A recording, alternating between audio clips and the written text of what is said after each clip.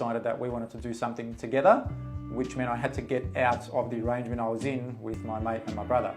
So that meant offering my third portion of that property to my brother and my mate to buy from me, which wasn't worth much. The market hadn't gone up barely anything, and I had to pay some additional fees because I was the one choosing to exit the agreement, which means stamp duty. We had to pay stamp duty to take a name off a title, which came at my expense. So ultimately, what happened was I walked out of that with probably about $15,000, okay? And so it wasn't a huge money-making process, even though it was about a year later that I did that. But that $15,000 became part of our deposit for our next property. Mary and I moved in with my parents in another suburb, equal distance from the city. So we went from like outer suburbs here to outer suburbs in the north, in Melbourne.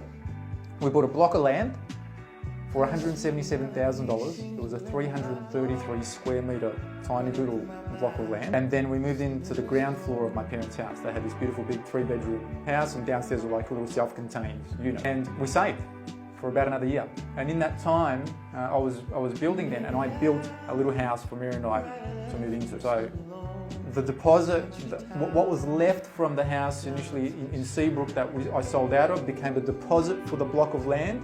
And then as we were building, we continued to save to pay for the build. And then we ended up going from a 3-way partnership in real estate to now a 2-way partnership in real estate with Mary.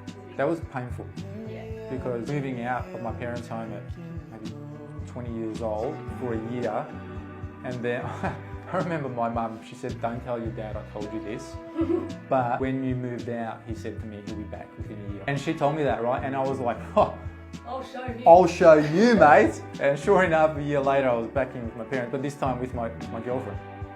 So yeah, I had to drop the ego. I see a lot of this at the moment, people wanting dual living. Dual living is one of the most sought after type of property in Gold Coast at the moment. Perhaps for the same reason, people wanting to save, help pay off the mortgage, in-law, guest accommodation, whatever it is. But that was the sacrifice we made. About 3 months later, we looked at each other and thought, this is not us.